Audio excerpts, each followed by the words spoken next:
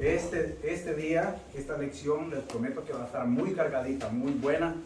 No les voy a hacer mucho, ¿cómo se dice? No les voy a hacer mucha plática porque el tema que preparé trae mucha información y yo creo que eso es a lo que venimos, ¿verdad? Vamos a empezar. La lección es la número 1 de este nuevo libro. Y el tema es Jesús, mi necesidad más grande. ¿Y cuántos de nosotros sabemos que para el ser humano, la necesidad para muchos es diferentes, son muchas y son las cosas que la gente busca en la vida? Y aquí es donde nosotros podemos ver y sacar una diferencia, que para nosotros, ¿qué es lo más necesario? Y el tema nos lo dice todo. Es Jesús nuestra gran necesidad, ¿verdad? ¿Por qué? Porque solo Jesús puede verdaderamente saciar mi sed. Solo Jesús puede verdaderamente saciar mi sed. Vamos a estar en Juan, capítulo 4, del versículo 7 hasta el 26. Lo vamos a ver en dos etapas, del 7 al 18, del 25 al 26. Ok, yo le traía algo, hermano, que y eso yo quiero que ustedes lo piensen desde la perspectiva del ser humano, de cómo piensa la gente y cómo toma las necesidades de la gente secular de afuera, cómo lo hace. Bueno, hubo un psicólogo estadounidense, ¿verdad?, que se llamaba Abraham Maslow, y él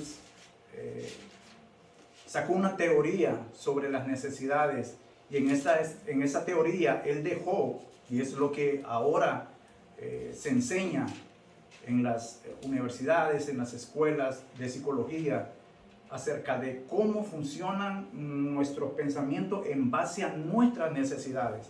Entonces él elaboró, como usted puede ver acá en esta pantalla, no sé si se leerá bien, en esta pantalla, desde la base de lo que es la pirámide de lo que él dijo o hizo, está la fisiología, la seguridad, la anihilación, reconocimiento y autorrealización. Ahora, para él, déjeme ver, la forma de ser, de hacer, de conocer, de sentir, es lo que diferencia a las personas. Ahora, y eso era en base, hermano, como le digo yo, eso era en base a lo que cada persona siente, lo que necesita. Y lo que me llamaba la atención, porque no me quiero enfrascar en él, porque no es el tema de interés, es solo para que usted vea cómo es la gente, lo que busca la gente y lo que la gente tiene en su pensamiento. Para él lo importante son las cosas, cómo deben de ser, de llegar y estar en el momento. Lo que esta persona, este profesor decía, es que de acuerdo al individuo, las necesidades que uno tenga van pasando de un nivel a otro, hasta llegar hasta el último, que es la autorrealización. Y eso dependía del valor que uno le daba a la necesidad en el momento. Ya una vez uno, habiéndole sacado, como quien dice, provecho a esa necesidad, pasaba a otro nivel. Ya la anterior ya dejaba de ser importante, porque ya él buscaba la siguiente, ¿verdad? Entonces nosotros vemos que en la humanidad y en el ser humano va a persistir esta idea, esta filosofía, ¿verdad? Y no lo podemos ver mucho, no lo podemos negar, porque esa es la verdad del ser humano. El ser humano busca realización en todas las cosas que él, para lo que a él le sea de provecho y le saque ventaja, ¿sí o no? Siempre hacemos eso y pasamos por eso. Pero ahora lo que estamos viendo y lo que vamos a ver, lo que vamos a ver es lo diferente que yo le quiero traer en esta enseñanza. Mire algunos de los postulados que este señor decía. El individuo tiene numerosas necesidades de importancia diferente y pueden ser jerarquizadas. Jerarquizada era la pirámide que yo le puse. El individuo busca satisfacer primero las necesidades que le parecen más importantes. Uno nunca va a empezar por algo que no tiene importancia, porque para el ser humano lo más importante es a lo que se necesita hacer en el ahora mismo. Y la otra, que es una necesidad, deja de existir temporalmente al ser satisfecha, y el individuo busca otra más. ¿Ok? Ahora, en el contexto histórico, el Evangelio de Juan, aquí ya nos vamos a meter en materia. En el Evangelio de Juan, el apóstol, este Evangelio fue escrito alrededor del año 70 después de Cristo. El apóstol Juan presenta a Jesús como el eterno Dios hecho hombre.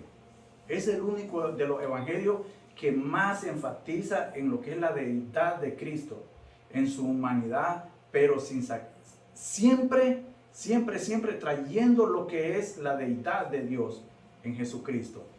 Ahora,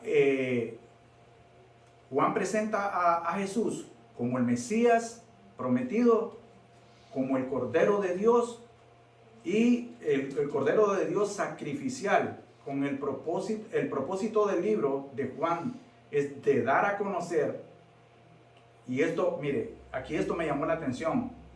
Si usted busca ahí mismo en Juan 20, del 30 al 31, usted va a ver el objetivo del libro de Juan. Usted va a ver el objetivo del libro de Juan. ¿Y cuál es el objetivo del Evangelio de Juan? Es de dar a conocer que al creer en Cristo nosotros obtenemos vida en su nombre. Eso está en Juan 20, 30, 31. Yo quiero que usted se meta bien eso en la cabeza. Que Juan no escribió eso porque tenía tiempo desocupado y quiso hacer, sino que fue inspiración del Espíritu Santo para que nos hiciera saber a nosotros que al creer en Cristo nosotros podíamos obtener la vida eterna a través de Jesucristo. Juan, ahora hay otra cosa, otra información aquí mismo. Juan escribió o registró no solamente que haya aparecido esto es solo algo así muy de lo más sobresaliente, pero no significa que sea totalmente lo que está en el libro de Juan. Hay más, hay que escudriñarlo, verlo, pero de lo que más se habla en el Evangelio, lo que la gente más le pone, Juan registró 7 veces que Jesús usó el nombre divino yo soy. Salen más, como le digo, pero muchos conocemos el yo soy 7 veces que lo dice, ¿verdad? Entonces ahí dice, mire, en Juan 6:35 dice, yo soy el pan de vida.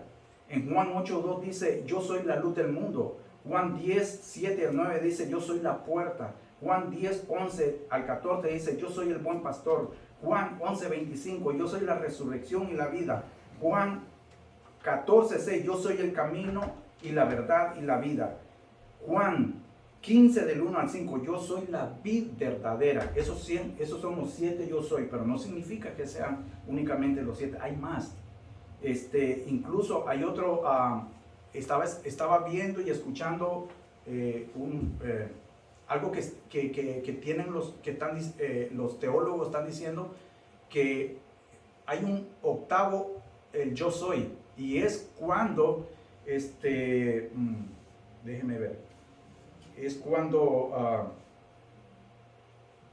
Jesús le dice a los fariseos que él es yo soy antes de Abraham, cuando los estaba encarando, que le estaban diciendo que ellos estaban jactándose de que ellos no tenían, que ellos no eran esclavos, ¿verdad? Entonces le dijo Jesucristo, por supuesto que ustedes son esclavos de su pecado, ¿verdad? Y le dicen, no, le dicen que nosotros no somos esclavos de nada, nuestro padre es Abraham, ¿verdad? Entonces, y ellos empezaron a decirle muchas cosas muy duras a Jesús, Pero Jesús fue más directo con ellos y les dijo, no, ustedes no son hijos de Abraham, ustedes son hijos de Satanás, y Satanás, el diablo es su padre, porque ustedes hacen los deseos de su padre, ¿verdad? Ese es otro de los yo soy, pero ok, estos son los que están registrados aquí. Ok, Juan, también el Evangelio de Juan, señala 7 señales. Otra vez, no son únicamente 7 señales, pero que son las más sonadas o las más dichas en el Evangelio, ¿verdad? Las 7 señales, dice, la primera, la conversión del agua en vino en las bodas de Canaán. La segunda, en Juan, la boda de Canaán la tenemos en el 2, 1 al 11. La segunda, milagro o señal, como le diga a usted, la encontramos en Juan 4, del 46 al 54, y es la curación del hijo de un noble, y eso lo sabemos. Después es la tercera señal, la curación de un hombre en el estanque de las ovejas. Lo encontramos en Juan 5, 1, 18. Caminar sobre las aguas fue otro de los milagros que Jesús hizo. Lo encontramos en Juan 6, 1, 15. La alimentación de los 5,000. Lo encontramos en Juan 6, 16, 21. La curación a un ciego de nacimiento. Lo encontramos en Juan 9, 1 al 41. La resurrección de Lázaro lo encontramos en Juan 11, 1 al 57. Entonces, con esto quiero terminar lo que es el contexto histórico para que usted mire lo que Juan está dando a conocer de Jesús, de lo que él hacía. Y vamos a ver más adelante que Jesús, hermano, Jesús no hacía milagros ni señales para él sacar gloria de él. Él lo hacía para glorificar al Padre, ¿verdad? Para eso lo hacía él. Ok, ahora sí vamos si alguien me lee lo que es Juan 4, 7 al 10, por favor. Amén. Sí. Así dice la palabra de Dios. Vino una mujer de Samaria a sacar agua, y Jesús le dijo, dame de beber, pues sus discípulos habían ido a la ciudad a comprar de comer. Y la mujer samaritana le dijo, ¿cómo tú, siendo judío, me pides a mí de beber, que soy una mujer samaritana? Porque judíos y samaritanos no se tratan entre sí. Respondió Jesús y le dijo, si conocieras el don de Dios, a quien es el que te dice, dame de beber, tú le pedirías, y él te dará agua de vida. Amén, gloria a Dios. Ok, hermano, yo quiero que usted retroceda su Biblia un poquito más, un poquito antes, hasta el inicio del capítulo 4. Hasta el inicio del capítulo 4. Y vamos para entender este contexto, hermano, vamos a leerlo un poquito, analizarlo un poquito desde la entrada. Ok, en el capítulo 4 inicia, dice, cuando pues el Señor entendió que los fariseos, ponga la atención a esto, que los fariseos habían oído decir, ahí hay 2 puntos, nos quedamos para respetar lo que sigue al siguiente. Jesús hace y bautiza más discípulos que Juan. Y mire lo que dice el versículo 2. Aunque Jesús no bautizaba, lo que bautizaban, sino sus discípulos, sino lo que, en otras palabras, lo que está diciendo Juan es que Jesús no bautizaba. Él no vino a bautizar. Él vino a predicar la palabra de Dios, a traer el mensaje de salvación. Quienes bautizaban eran los discípulos. Entonces, en el versículo dice, aunque Jesús no bautizaba, sino sus discípulos. Versículo 3, salió de Judea y se fue otra vez a Galilea. Y nos vamos a detener un momento allí. Ahí yo le quiero decir algo. Ok, mire, en el tiempo de Jesús, Galilea se encontraba en la parte norte. Y lo que era Samaria estaba en el centro de lo que era Israel, y Judea, Galilea, Judea y Samaria. Entonces, lo que pasa que Samaria quedaba en el centro donde esto que vamos a estudiar, esto se está dando en el contexto de que Jesús, al venir con la samaritana, él decidió hacer un viaje de Galilea a Judea, pero tenía que pasar por Samaria. ¿Y qué pasaba? Nosotros vamos a Segunda de Reyes, para que usted entienda el contexto también de esto. Usted va a Segunda de Reyes, capítulo 17 en adelante, y usted va a encontrar toda. No nos vamos a meter ahí, solo es para que usted mire en su casa, tome nota, pero usted lea en su casa, escudriñe la escritura para que usted diga, el hermano me trajo algo que no era. No, lo que yo le traigo aquí, yo lo hago completamente veraz en la casa para yo traerlo aquí. No le voy a decir algo que yo he inventado. Entonces, usted lo va a ver, esta información de por qué Jesús, de por qué los samaritanos y los judíos no se querían. Está en Segunda de Reyes, capítulo 17 en adelante, pero usted lo puede encontrar del 24 al 41. ¿Qué es lo que pasaba, hermano? Mire, cuando Jesús tomó la decisión de ir y pasar por Samaria, no era conveniente y no estaba bien visto por los judíos. ¿Por qué? Porque la amistad entre judíos y samaritanos estaba dañada. Era una relación muy inestable, bélica. Tenían muchos problemas, prejuicios raciales, sociales, religiosos, culturales. ¿Y por qué? La información usted la va a encontrar en Segunda de Reyes. Porque cuando nosotros vemos que Israel se dividió, ¿verdad? Cuando Israel se dividió, se fueron las 10 tribus al norte, ¿verdad? Pero entonces vino el rey de Asiria. Y como todos sabemos, la historia llevó en cautiverio a las 10 tribus. ¿Qué pasó con esto, hermano? Esto es muy importante para que usted sepa el contexto de lo que está pasando aquí. ¿Qué pasó con esto? Cuando los asirios se llevaron cautivos a los de las 10 tribus, la dispersaron por todo el reino. ¿Y qué fue lo que hizo el rey de Asiria? Él lo que hizo fue poblar todas las ciudades con los judíos cautivos y con otra gente que él había traído de diferentes ciudades y de diferentes territorios. ¿Qué pasaba con eso, hermano? Acuérdense, y eso no es solo del tiempo de antes, hasta ahora, hermano. Los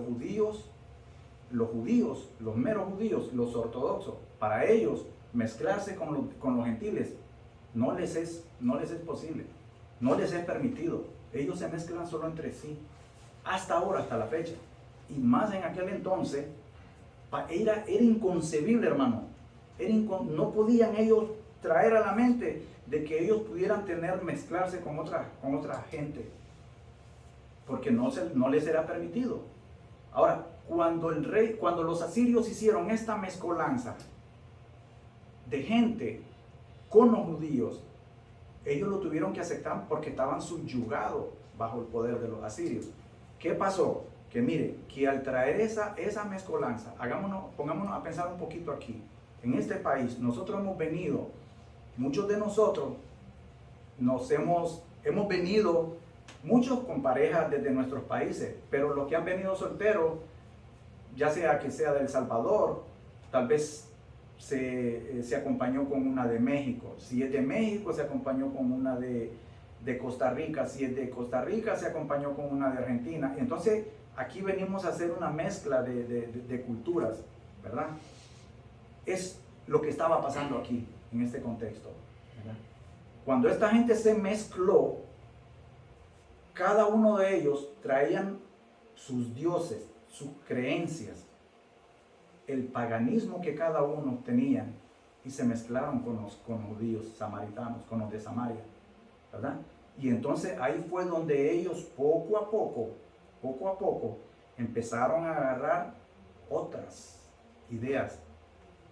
En otras palabras, ellos se fueron haciendo paganos igual con las personas que ellos se habían unido. Entonces, cuando estas personas hicieron esto, ya ellos no miraban a Jerusalén, que era la capital de Judea.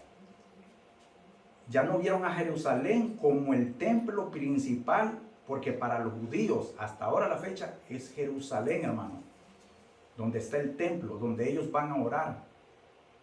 Ahí está, ahí siempre ha estado. Y ahí va a estar, en la Biblia, hasta la historia, hasta que venga Jesucristo. Jerusalén es el templo de Dios. Ahí va a estar, físicamente, ¿me entiendes? Entonces, para los de Jerusalén era necesario que estuviera ahí. Pero, ¿qué pasó? Para los del norte, lo que ellos hicieron para no venir hasta abajo, porque se habían dividido, tenían ideas, opiniones y muchas cosas diferentes. Ya ellos no querían estar con los de abajo, con los del sur. Entonces, ¿qué fue lo que pasó, hermano? Que ellos decidieron levantar un templo en un lugar que se llama Jericín, en la parte norte, ¿verdad? De lo que es Samaria. Entonces, Samaria ahora, digamos, Samaria de aquel de entonces es la Palestina de hoy en día. Es la Palestina. Y si usted mira la historia, y si usted ve ahorita la noticia, ahorita hay un conflicto tremendísimo entre árabes e israelíes. Hermano, es guerra. Ahorita yo estaba viendo en la mañana antes de venirme, que habían llegado a una tregua de fuego, pero Israel decidió abrir fuego otra vez contra la franja de Gaza. Y eso es ahorita. Entonces, imagínense en aquel entonces, eso era caliente, hermano, y ahora está pues igual. Todo esto se está dando, hermano, porque ya viene aquí lo que dice. Mire, vamos a ver. Eso es el contexto histórico para que usted ya empiece a sentar lo que ya después vamos a estudiar. Mire, vino una mujer de Samaria a sacar agua. Y Jesús le dijo, dame de beber. Hasta ahí todo bien. En el versículo 8 dice, pues sus discípulos habían ido a la ciudad a comprar de comer. Nos vamos a detener ahí porque yo le quiero decir algo.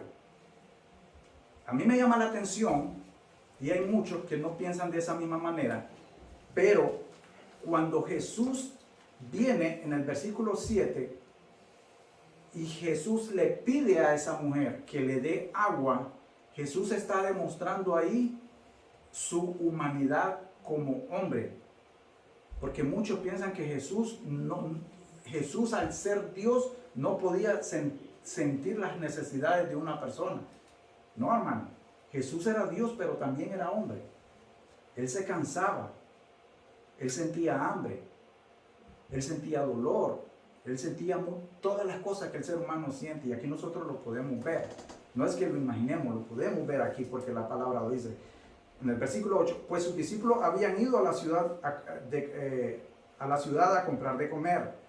La mujer samaritana les dijo, aquí es, mire, cómo ellos, ya entonces aquí empieza a tener sentido todo lo que yo le estaba diciendo. ¿Cómo tú, siendo judío, me pides a mí beber, que soy mujer samaritana? Y era por el prejuicio eso que yo le estaba explicando. Ahora sí ya tiene sentido, ¿verdad? Ahora, porque judíos y samaritanos no se tratan entre sí. Y ella no le estaba diciendo una mentira, le estaba diciendo una verdad, ¿verdad? Jesús la está oyendo, la está analizando, y entonces lo que Jesús hace es que le dice, respondió Jesús y le dijo, si conocieras el don de Dios. Quedémonos ahí. ¿Qué entendemos nosotros por el don de Dios? El don de Dios, la palabra don en griego tiene dos significados. La palabra don significa gracia y también significa regalo, ¿verdad? cuando el versículo nos dice, si conocieras el don de Dios, Jesús le está diciendo, si tú supieras y conocieras el regalo que yo te voy a dar, te voy a ofrecer, y que está enfrente tuyo, cambiaría la situación de lo que tú estás pensando. Eso es lo que Jesús le está queriendo decir. Y es allí donde empieza esta conversación. Ahora, ¿qué podemos sacar nosotros de esto, hermano? ¿Qué es lo que nosotros podemos sacar de esta lección? Lo que nosotros podemos sacar de esta lección es que todos los que no tienen a Jesús en su vida, tienen una gran necesidad de Él. Por eso yo estuve hablando de las necesidades del ser humano, ¿verdad? Al principio. Para el ser humano, las necesidades externas de afuera son las principales, las mejores. Pero para la persona, para el cristiano que busca una relación con Dios, la necesidad más grande es estar al pie o tener a Jesús dentro de su vida. Ahí es donde nosotros podemos ver esa gran diferencia. Ahora mire, si conocieras el don de Dios, ¿verdad? ¿Y quién es el que te dice, dame de beber? Tú le pedirías y Él te daría agua de vida. Hermano, aquí esto es tremendo si usted lo busca desde un punto de vista espiritual. Mire, Jesús nos está ofreciendo el don de la gracia. El don de la gracia. ¿Cuál es esa gracia? Que por fe nosotros sabemos que Él nos ha dado vida eterna. Nosotros sabemos por fe que Él es la vida eterna. Y nosotros sabemos por fe que en Él está la vida eterna. Ahora, mire, la gracia, hermano, la gracia no es algo que nosotros lo merezcamos.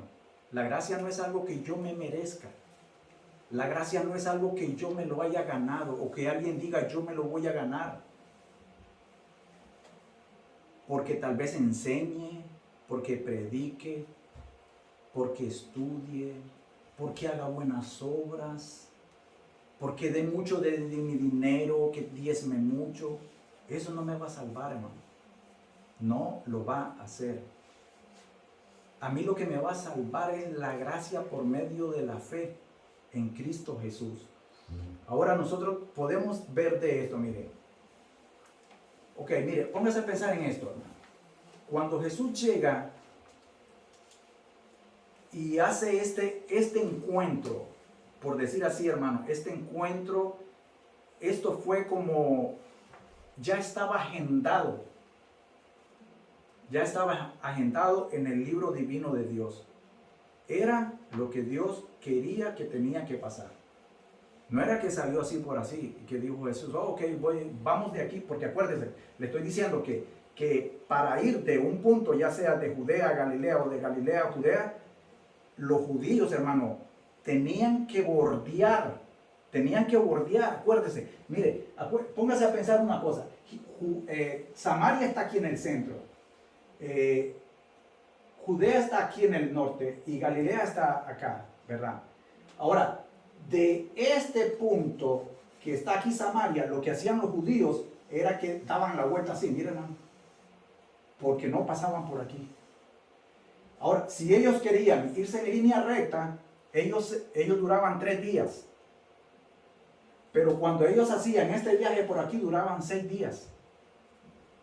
Y cuando Jesús decidió hacer esa travesía, Él, en su omnisciencia, Él sintió la necesidad de alguien que necesitaba de Él. Y así como nosotros, hermano, Dios sabe la necesidad de nosotros. Eso es lo que pasa en el contexto de todo. Mire, Dios sabía que a tal hora, porque nosotros vemos en el relato que ella llegó a una hora específica, ¿verdad? Dios sabía, Jesús sabía que esa mujer iba a llegar a esa hora. Y que de esa cita que tenía divinamente ya planificado, ¿verdad? Como le digo, eso es divino, hermano. Hermano, eso es divino, no fue, es algo divino que vino del Padre, por la voluntad del Padre, por la soberanía del Padre. En su soberanía el Padre decidió de que esta mujer fuera salva y por ella fueran salvos muchos también. Mire, ¿por qué Jesús no hizo? Póngase a pensar, mire, si Jesús tenía sed, porque Jesús fue al pozo por agua, porque estaba cansado. Ok, si Jesús tenía sed, ¿por qué no hizo un milagro como lo hizo cuando le dio de comer a los 5,000? ¿Por qué no hizo agua? Era simple para él decir, sacar agua, solo pensarlo y tener, no solo un vasito, y no solo para él, sino para los discípulos, para cuando llegaran los discípulos. Pero es que, nuevamente, hermano, mire, Jesús nunca, él hacía los milagros para saciar su necesidad y para buscar alguna gloria para él. Él nunca hacía eso. Los milagros que Jesús hacía era para darle gloria al Padre y para que fuera evidente, para que esas señales y esos milagros evidenciaran que Él era el Hijo de Dios. ¿Me entiende? No, es decir, Jesús nunca dijo, yo hago esto porque yo quiero que miren esto. No. Ahora nosotros lo vemos y lo sabemos así. Pero eso era lo que pasaba, hermano. Jesús siempre está dispuesto a ofrecernos beber de su agua de vida. Jesús es el manantial que quita nuestra sed espiritual. Mire, Jesús no hace acepción de personas. Nosotros a veces tenemos ese prejuicio, ¿no? Y yo le voy a decir una cosa. Yo en esta semana, el jueves, yo le estaba confesando algo a mis compañeros de que no me da vergüenza y con humildad lo digo, lo reconozco. Pero, y yo sé que el Señor me ha ido, como le dijera yo, sacando a veces esos prejuicios de mi corazón, pero yo en parte a veces he tenido cierto, como le dijera yo, a veces hago como cierto acepción de personas de algunas otras lugares, por los hindú, por ejemplo, algo así, no me gustaba tanto, pero hasta ahora que estoy viendo y conociendo lo que es la teología sistemática, entonces yo me he estado dando cuenta de que son cosas que no pueden estar en el corazón de una persona que dice que está estudiando y que ama a Dios, porque el que ama a Dios ama a su hermano. Y entonces yo no puedo estar diciendo amar a una persona si tal vez pongo prejuicios raciales o como religiosos con esa persona. Porque yo digo, no, es que esta gente adora 100,000 dioses y por eso es que me caen mal. Hermano, no es que a mí me importe. Eso es, yo no lo voy a juzgar, Dios va a ser el que lo va a juzgar. ¿Entiende? Y son cosas que ahí es donde le digo yo de que Dios va trabajando en nosotros. Dios va trabajando en nosotros. Jesús siempre aprovechaba cualquier ocasión. ¿Qué nos dice y qué nos trae esto a nosotros? Hermano, aprovechemos. Yo a veces, mire, yo ayer estaba viendo de que en el momento que el pastor llegó a la mesa donde estaban mis amigos, inmediatamente el pastor, mira, aprovechó esa situación para hablarle de la palabra. Para hablar de la palabra. Y ahí estuvo. Y entonces yo ya lo he hecho con ellos, ¿verdad? Pero tal vez yo dije voy a dejar que él lo hable, para que ellos vean que no solo uno ve la importancia de que ellos oigan que alguien les dé la palabra de Dios, sino es que eso sale de nosotros, hermano. Al igual que Jesús no desaprovechó esta oportunidad para traerle la palabra a esta persona. Porque como le digo, entre el corazón de esa persona y los pensamientos de ella, había muchos prejuicios raciales que se interponían. No, es que como tú eres judío y yo soy samaritano, entonces no se puede dar eso. Y él lo dice, no. Aquí no es cosa de que lo que tú creas, porque ella le dice, más adelante ella le dice, ¿sabes qué? Aquí en este pozo, este pozo le daba de beber Jacob a su ganado, a sus animales y su descendencia, le dice. Y ahora tú me dices que me vas a dar agua, que tu agua es mejor que la de nuestro padre Jacob. Y Jesús le devorona toda esa idea y toda esa pensamiento que ella tenía. Porque lo que pasa es que Jesús le va a enseñar a ella de que Jesús es más que Jacob, porque Jacob es solo una parte, pero Jesús es el Dios, el primero antes de Abraham. Y por eso es que nosotros tenemos que entender que Dios está por encima de todos. Jesús está por encima de todos, porque es el mismo Dios. Amén, mi hermano. Amén. Ok, si le quiero decir algo con respecto. Mire,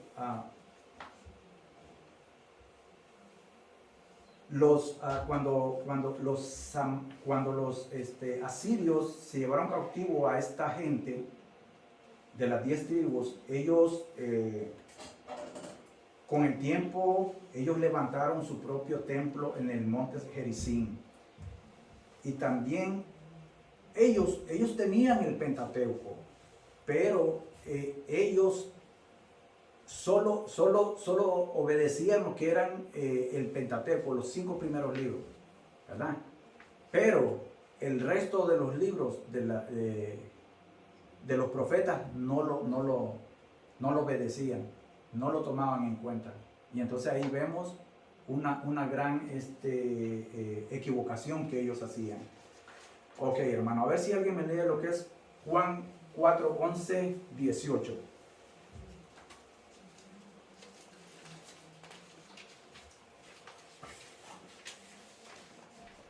Amén. Sí. Le dice, y la mujer le dijo, Señor, no tienes con qué sacarlo,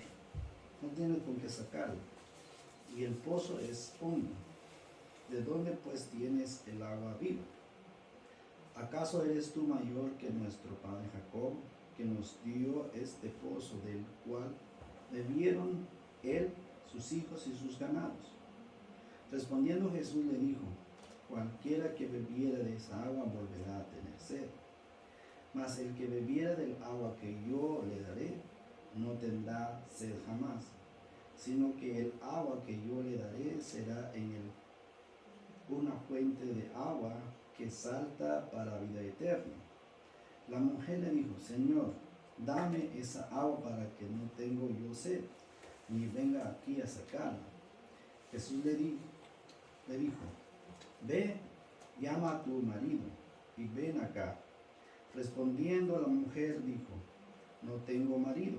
Jesús le dijo, bien has dicho, no tengo marido, porque 5 maridos has tenido, y el que ahora tienes no es tu marido.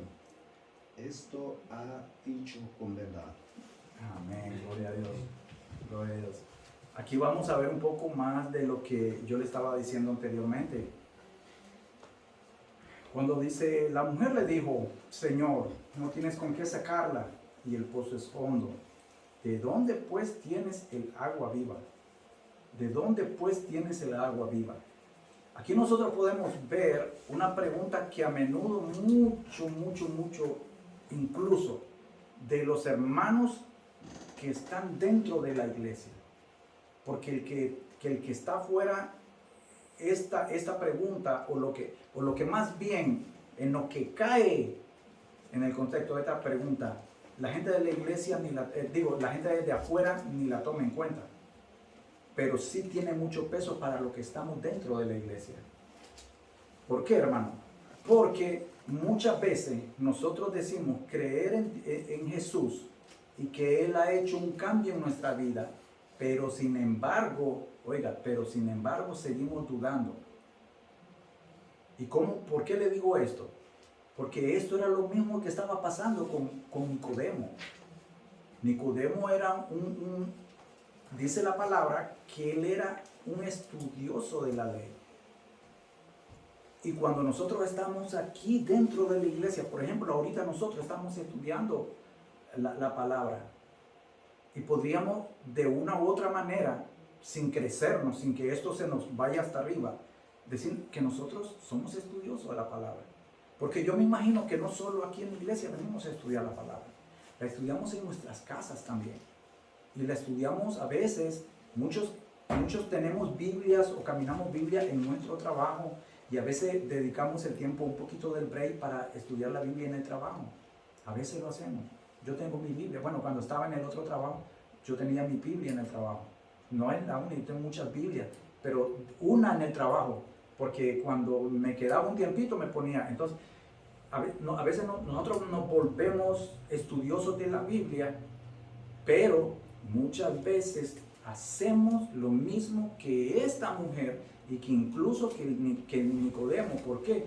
Porque Nicodemo estaba dudando. ¿Cómo le decía? Y siendo estudioso de la palabra, ¿cómo yo puedo entrar al vientre de mi madre y salir otra vez recién nacido? Pero Jesús no le estaba hablando de eso. Jesús le estaba hablando de su necesidad espiritual, de su nacimiento espiritual nuevamente. ¿Me entiendes? Esto es lo que estaba pasando acá. Entonces dice en el versículo 12, ¿acaso eres tú mayor que nuestro padre Jacob?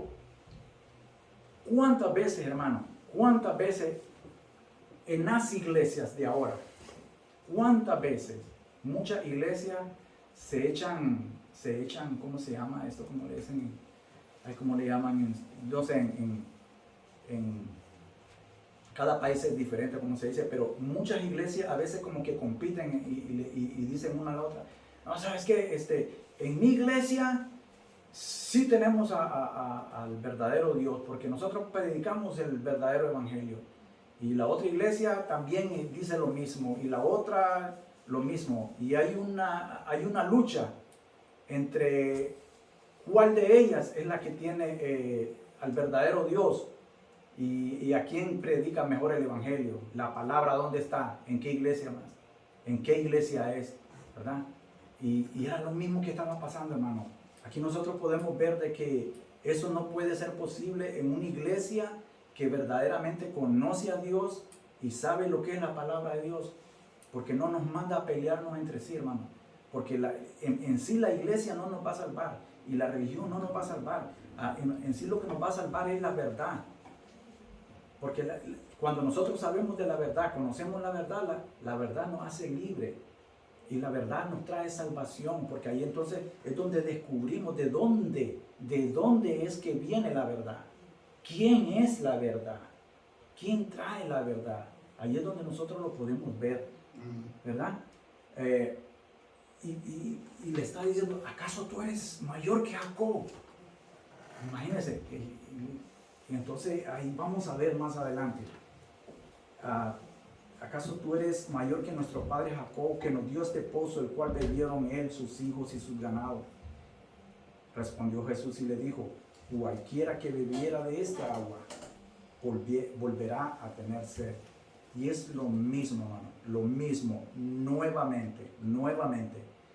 Cualquier iglesia que se esté echando para ella de que nada más son ellos los que tienen la palabra o la salvación, sin ver y escudriñar las escrituras como debe ser, están equivocados, hermano.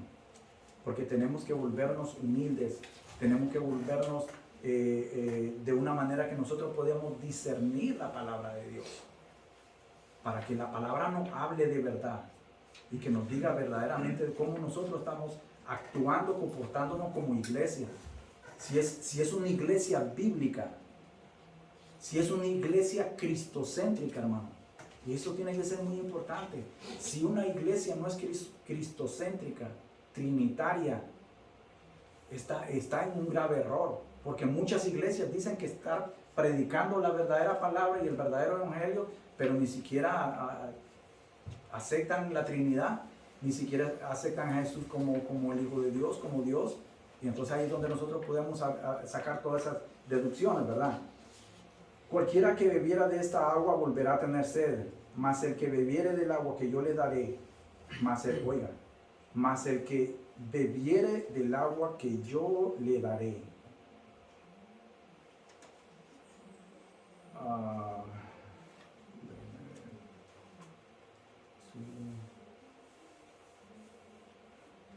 No tendrá sed jamás.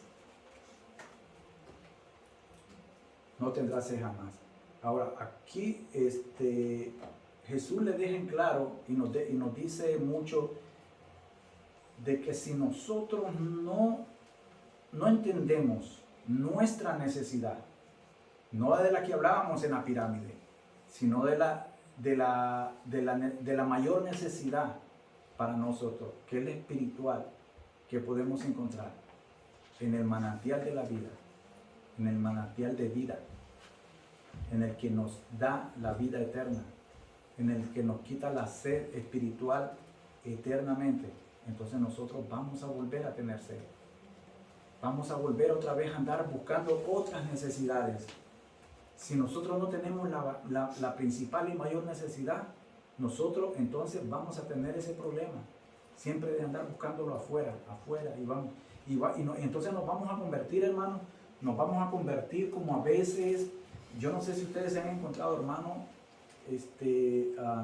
pero hay hermanos que si se sintieron mal en una iglesia, brincan a otra, y si vieron mal una cosita, se brincan a otra, y van y andan así de iglesia en iglesia, y cambian. A menudo están 1 año en una iglesia, 2 años en una iglesia, se van para otra iglesia, como plantadores de iglesia. Pero no, ¿qué va a hacer? De plantadores no tienen nada, hermano. Lo que pasa es que a ver lo que andan haciendo es dándose fama, bien. No, yo no sé, hermano Orman, ¿usted se acuerda de un señor que llegaba allá a Christ Alive, un señor chaparrito que no me recuerdo cómo se llamaba él, pero yo a él lo había conocido en otra iglesia, y le digo, hola, ¿cómo estás? Que no sé qué. Y ahora está por aquí. Entonces me dice, bueno, yo ya fui a todas las iglesias de Lincoln, me dice. Ya fui a todas las iglesias de Maiden. Y ahora vengo por este lado de aquí. Las de Shelby de allá ya me las anduve todas, me dice. Y entonces había andado por todas las iglesias de todos los lugares. Y a veces eso nos deja que decir mucho, ¿verdad? Sobre el crecimiento espiritual de esa persona. Entonces, a veces nosotros no tenemos por qué o cómo caer en ese mismo error, ¿verdad? Porque de ahí se va a mirar, de verdad, se va a mirar el crecimiento espiritual de una persona y la madurez de esa persona, los fundamentos de esa persona, la doctrina de esa persona, lo que le han enseñado con veracidad. Porque si a él le han enseñado algo que es flojo, que se mueve y que con facilidad puede cambiar, pues entonces va a ser una persona que rápidamente se va a ir y buscar otro enfoque, ¿verdad? Dice, la mujer le dijo, Señor, dame de esa agua. La mujer le dijo, Señor, dame de esa agua para que no tenga yo sed. Ella al fin reconoció la necesidad, su necesidad. Y hay un cambio en nuestras vidas cuando nosotros reconocemos nuestra necesidad. El cambio no va a venir si nada más yo quiero, yo miro a Jesucristo y sé que Él es mi salvación. Hablando en el caso de cuando queremos dar ese paso, ¿verdad? Pero si yo quiero omitir y saltarme a Jesús como mi salvación sin haberme arrepentido, sin haber tenido la necesidad de haberme arrepentido, no puede ser posible. Lo que yo tengo que hacer es creer en Él. Yo escucho, creo, me arrepiento, ¿verdad? Y lo busco. Así es. Entonces, cuando sucede todo eso, es que Jesús entonces, yo le tengo que abrir mi corazón, hermano. Yo le tengo que abrir mi corazón para que Él pueda entrar en mi vida. De lo contrario no va a suceder. A la fuerza nada. ¿Me entiendes? Si yo quiero, como le digo, si yo quiero buscarme la salvación, ganarme la salvación por otro medio que no sea Jesús, va a ser imposible, hermano. Amén. Jesús le dijo, ve, llama a tu marido y ven acá. Aquí nosotros podemos ver también otra cosa. Jesús conoce nuestros pensamientos. Jesús, Él ve nuestras intenciones. Él sabe nuestras necesidades. ¿Verdad? Pues somos nosotros, hermano. Somos nosotros los que tenemos que dar ese paso. O bien, si nosotros aceptamos la proposición que Él nos hace, o bien nosotros rechazamos esa proposición. Una de dos. La elección es de nosotros, hermano. Él nunca va a buscar cómo empujarnos, forzarnos. Eso está en nosotros, ¿verdad? Entonces, la pregunta la señalización que Jesús le está diciendo, ven y llama a tu marido, es para ver a veces de cómo nosotros reaccionamos, si con la verdad o siempre lo que tenemos dentro, con el pecado de la mentira, ¿verdad? Pero en este caso, pues la mujer fue honesta y le dijo, respondió la mujer y le dijo, no tengo marido. Jesús le dijo, bien has dicho. Si ella le hubiera dicho algo, entonces Jesús inmediatamente le hubiera dicho, no, pues, y más adelante lo dice. Pero dice, no tengo marido. Le dice, porque 5 maridos has tenido y el que ahora tienes no es tu marido. Esto has dicho con verdad. Nosotros tenemos que ser honestos con nosotros mismos, con Dios, con el Espíritu Santo. Cuando no lo hacemos de esa manera, a veces caemos y procedemos como Ananías y Zafira, ¿verdad? Era simple lo que ellos tenían que hacer, decir la verdad. Nadie les estaba diciendo que ellos no lo podían hacer, pero lo que ellos hicieron, lo que decidieron fue tomar la decisión de mentirle al Espíritu Santo. Y por esa decisión fue que ellos tuvieron su juicio, ¿verdad? Muchas veces así nosotros somos, hermano. Nosotros, por actuar o para actuar, a veces en provecho de nosotros, lo que hacemos es mentir. Y a veces las cosas nos salen mejor cuando decimos la verdad. Y yo no sé a cuánto le ha pasado, que a veces estamos entre las dos partes, o mentimos o decimos la verdad. Cuando decimos la verdad, hermano, quedamos bien, hasta nos sentimos bonitos, nos sentimos con algo bueno dentro de nosotros, porque lo hicimos. Y cuando decimos la mentira, hermano, cuando decimos la mentira, tal vez se nos dio lo que queríamos, pero nos vamos, damos la vuelta y decimos, pues si es que, si supiera que yo lo hice así, lo saqué de esta manera. Nosotros podemos ver toda esa diferencia, ¿verdad? La mujer samaritana no creyó a Jesús, así como ella, nosotros actuamos, respondemos de la misma manera, haciendo y cuestionando la palabra de Dios. Eso era lo que yo le decía, muchos de nosotros actuamos de esa manera. La samaritana consideró a Jesús inferior a Jacob. Este pasaje nos tiene que hablar hoy. Muchos consideran tener en sus iglesias verdadera salvación, porque deducen predicar el verdadero evangelio, ya se los había dicho. La samaritana reconoció su verdadera necesidad, solamente reconociendo que somos nosotros los que tenemos necesidad del manantial espiritual que quita la sed espiritual y del pan de vida eterna, y ese es solo Jesús, nuestro Señor y Salvador. Vamos al último pasaje, hermano, Jesús 4, 25, 26. Nada más quiero, Sí. hay algo, hermano, de que el Señor en todo el aspecto de la vida siempre confronta el pecado. Amén, así Sí. Él nunca uno reciba el perdón sin confrontación. es. Sí, porque si damos cuenta, estaban conversando sobre algo, sobre agua, sobre la vida eterna, y rápidamente, porque primeramente Jesús conocía el corazón de la mujer, Sí. como conoce el corazón de cada uno de nosotros.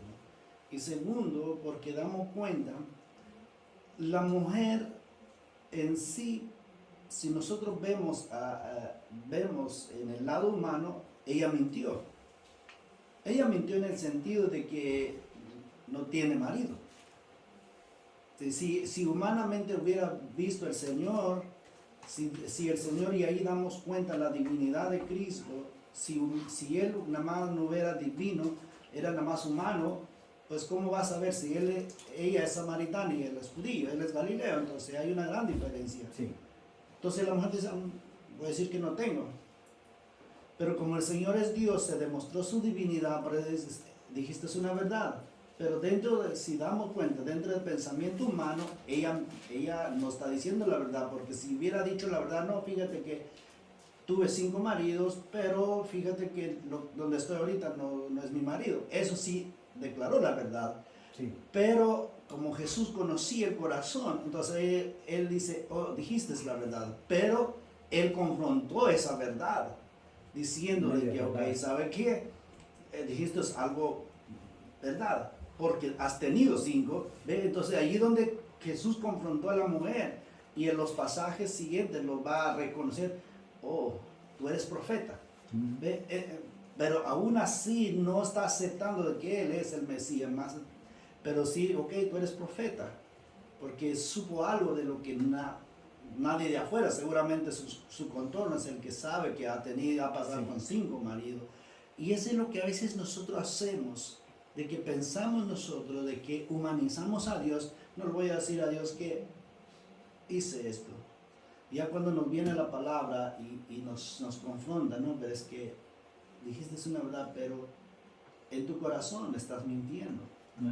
Y nos confronta, y ese es lo más importante para nosotros, que seamos confrontados y reconozcamos, ok, Él es Dios, por eso conoce mis pensamientos.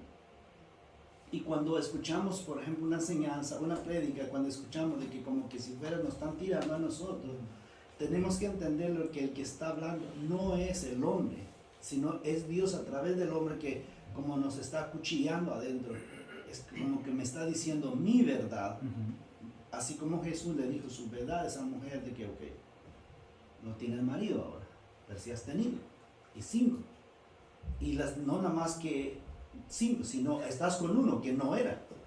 Entonces esta confrontación, y nosotros debemos de ser confrontados por la palabra, para que sí poder reconocer a Jesús que Él es Dios, o confrontar por la palabra que es la Biblia, para reconocer esta es la verdad. Por eso me está confrontando.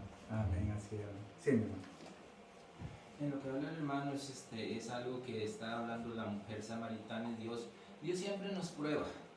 Eso es lo que Dios siempre nos prueba y nos dice, oh, ahí tienes tu herida, ahí tienes tu llaga, que no quieres sanarla. En esto dice que 5 maridos has tenido, ¿verdad? Dice. Pues no se sabe si esos maridos ya están muertos. No lo dice. Digamos que están vivos. Aún así ella sigue pegando. Y ella lo reconoce. No es mi marido. Pero no sabemos por qué. Porque Dios siempre nos pone el dedo en la llaga. Y es para curarnos del todo. Amén. ¿Cómo lo debemos hacer? Pues Él lo dice. Anda y no peques más.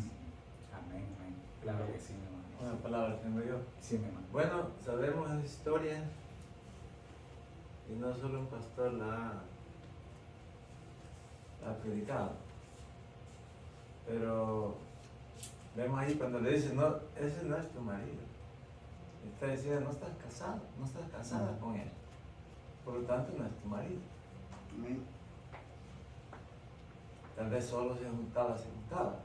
Marido real, pero no de mi esposo. Pero Jesús dice, no es tu marido. Está juntado, en otras palabras. Pues la necesidad de ella de tener a alguien que la sustente, ella buscaba eso, ¿entiendes? La necesidad de uno de tener un apoyo, de tener algo. Pero no era la voluntad de Dios, porque la voluntad de Dios es diferente a la que nosotros pensamos. Y no sabemos, la Biblia no nos dice si era el oficio de ella, porque eso siempre ha existido y más, ¿me entiendes? No sabemos. Pero lo que sí es que a veces el Señor nos confronta a que dejemos las medias verdades, porque a veces no decimos es decir, decimos una media verdad, pero una media verdad es como una mentira, porque no es la verdad entera.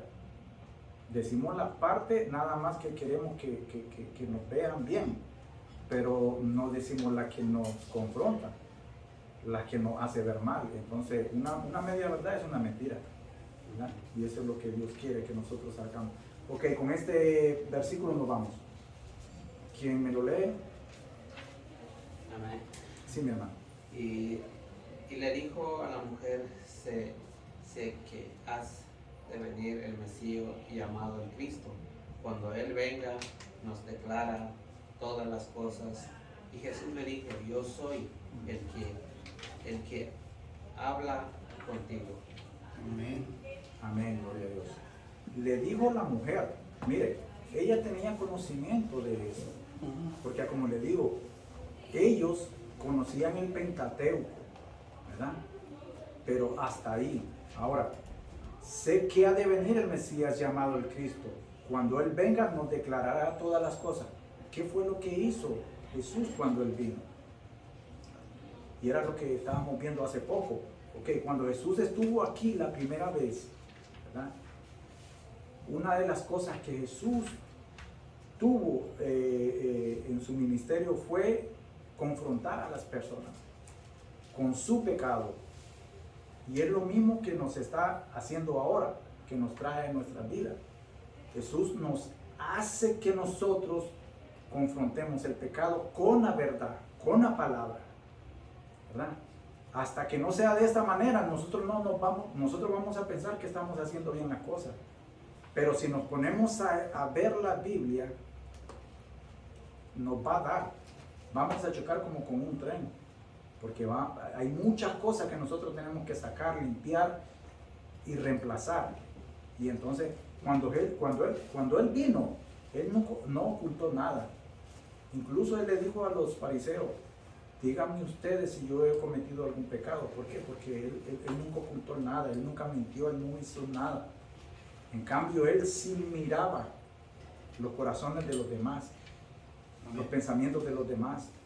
Y es lo que más vio, y Él vio la necesidad. Por eso Él vio la necesidad de salvación del mundo. Y por eso Él vino, por esa necesidad que nosotros teníamos, que necesitamos y tenemos, que necesitamos esa necesidad. La tenemos todavía, vigente hasta que Él venga, hermano. Hasta que Él venga, no va a dejar de existir esa necesidad. Tenemos necesidad, continuamos necesitando de Él. Entonces eso es lo que nos está diciendo. Él, mire, alguien si me lee, si me busca así rapidito, Marcos 7, 20, 23. Marcos 7, 20, 23. Ok, mire, cuando Jesús vino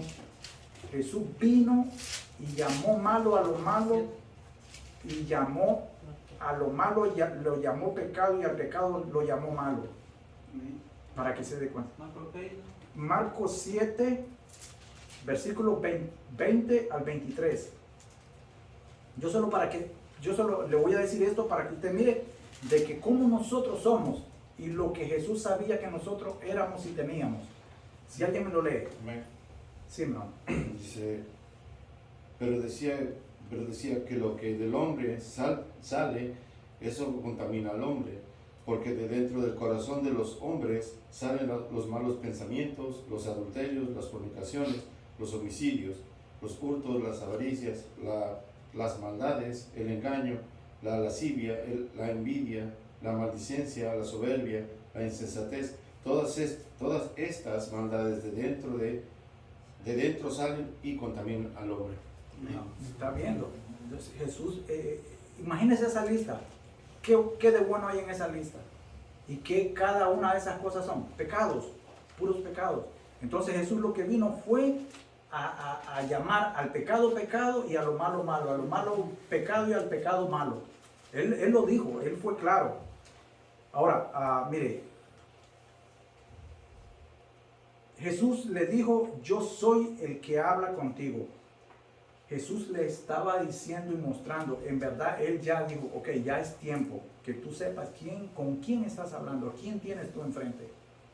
Jesús le dijo, ahí dejó de ver en claro su identidad. Yo soy ese Mesías, ese prometido. Yo soy el que va a traer a salvación. Yo soy a ese que los profetas lo pregonaron durante todo el antiguo. Yo soy ese. Yo soy el que da vida. Yo soy el que quita la sed. Yo soy aquel antes de Abraham. Yo soy aquel del trono de David. Yo soy el que soy. Yo soy el pan de vida. Yo soy la vida eterna. Yo soy la resurrección y la vida. Jesús le estaba diciendo, él era ese. Y entonces ahí nosotros podemos ver de que Jesús era Dios, era hombre. Ahí es donde nosotros nos tenemos que ir. Mi hermano, ya para irnos, la conclusión es, todos y cada uno de nosotros tenemos necesidades internas que buscamos satisfacer o reemplazar con algo externo, físico y temporal. Póngale mucha mente, esto es lo de fuera, ¿ok? Ahora, en lo que nosotros debemos enfocarnos por completo es en las necesidades internas, las necesidades espirituales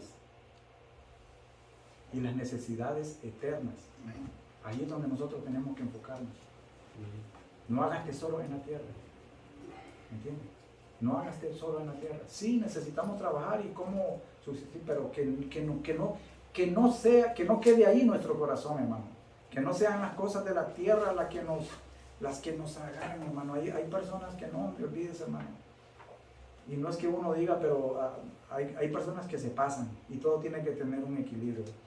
Aquellas que comienzan eternas y aquellas que comienzan con Jesús y terminan en Jesús, esa es nuestra mayor y gran necesidad. Amén. Bueno, mi hermano, con eso nos vamos y espero que esto le haya sido de mucho provecho. Bendito Padre, te damos gracias, mi Señor, porque tú has sido maravilloso, mi Señor.